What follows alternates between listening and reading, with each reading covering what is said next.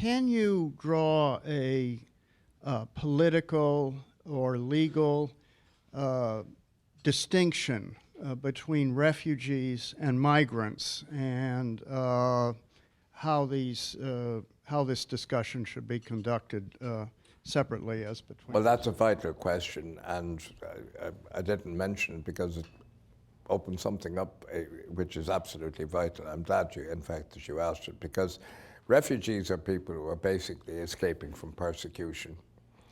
Now, there's another huge category of migrants, vulnerable migrants, whose lives can be at risk for a whole series of reasons which are not related to persecution or even war.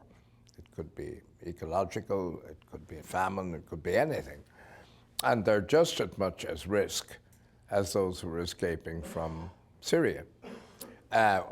So how do we work out a regime for that? And that is something that in the conference of the 19th of September, which will be taking place, we're going to have to look at. We can't ignore it. I think that the way to deal with it is, first of all, to maintain sacrosanct the convention, build a fence around that. Now, the Danish Prime Minister wants to open that. To my mind, that is utterly unacceptable, because if that definition of persecuted people is being opened, you can be damn sure it's not being opened to expand it. So we stay away from that, and nobody should touch it.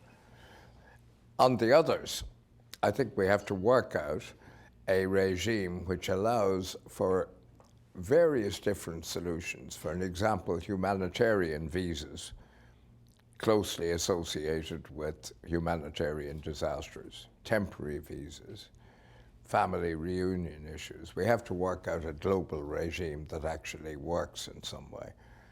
What we can't profess, whatever our beliefs may be, is we cannot profess a belief in open borders that will be politically acceptable. It won't be.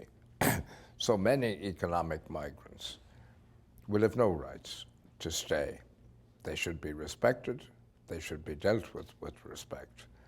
But and their human rights should be supported. But the open border idea of simply letting everybody move, however much some of us may argue along those lines, is not a tenable situation.